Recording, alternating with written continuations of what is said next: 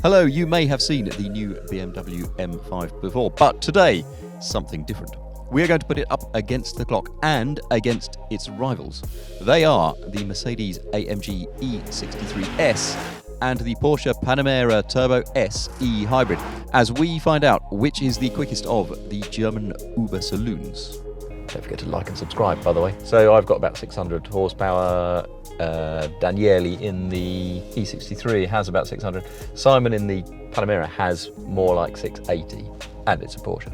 But we'll see. We're going to do a half-mile sprint, which you'd have on the road. I don't know, personal preference. I like the engine in the E63. I like the all-round capability of this.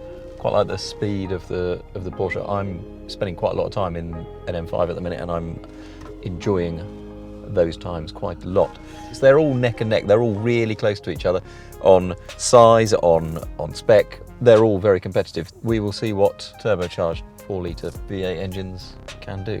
The Panamera's launch control is the easiest to engage. You put the car in Sport Plus, drive, stick your left foot on the brake, and floor the throttle.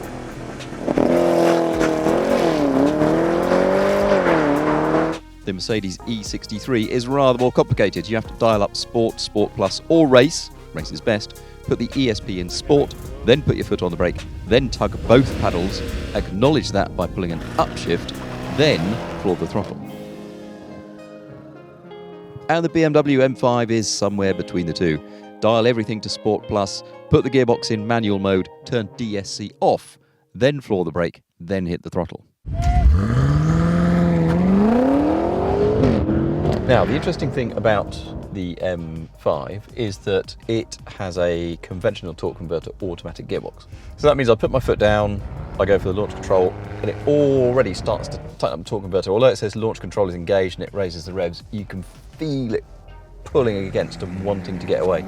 The car next to me, the Panamera, has a DCT dual clutch transmission. So that means that when it goes to launch control, it can just go brrr, and the clutch stays disengaged until it takes its foot off the brake, and away it goes.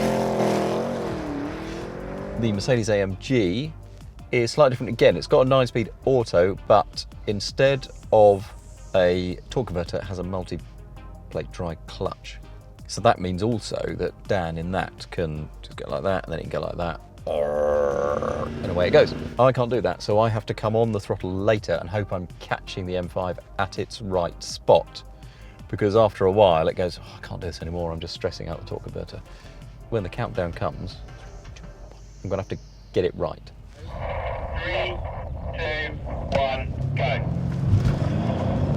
Oh, crikey, they are both away. I'm a bit surprised the AMG is away that much quicker. The Porsche, I'm not quite so surprised, is walking away from the both of us.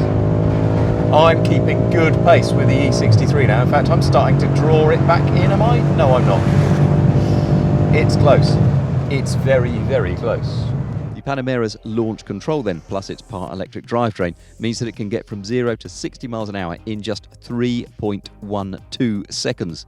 That's faster than McLaren F1, by the way. It gets to 100 miles an hour in 7.4 seconds, will pass through a standing quarter in 11.3 seconds at 124.9 miles an hour, and a half mile in 17.63 seconds at 151.8 miles an hour. The E63 takes a little longer to get off the line, 3.36 seconds to 60 miles an hour, but it's a gap it has mostly made back by 100 miles an hour, which it passes through also in 7.4 seconds. E63 passes a standing quarter mile in 11.46 at 126.6 miles an hour, and it goes through a half mile in 17.83 seconds at 153.7. That's a few tenths behind the Panamera, but it is travelling quicker by that point. And finally, the M5. It gets from 0 to 60 miles an hour in 3.48 seconds. Maybe that's down to the less efficient launch control system. It passes 100 miles an hour in 7.55, and from that point on, it never makes back the ground that it has lost early on. It goes through a standing quarter in 11.58 seconds at 125.8 miles an hour, and the standing half mile in 18.1 seconds at 152 miles an hour exactly. It's a disappointing third place for the M5. It's plenty fast enough, I promise you. Yes, on an airfield, you may be slightly embarrassed by a Panamera Turbo SE Hybrid, but the gap over half a mile is, frankly, only the time it takes to say Panamera Turbo SE Hybrid. So if you've enjoyed this nonsense, please don't forget to like, subscribe, join us again. Remember, we are here on the YouTube at least once a week. We're here every day, every minute, every second on autocar.co.uk. And I'm on Twitter far too much. And my cat's on Instagram. I follow Daily Mitch.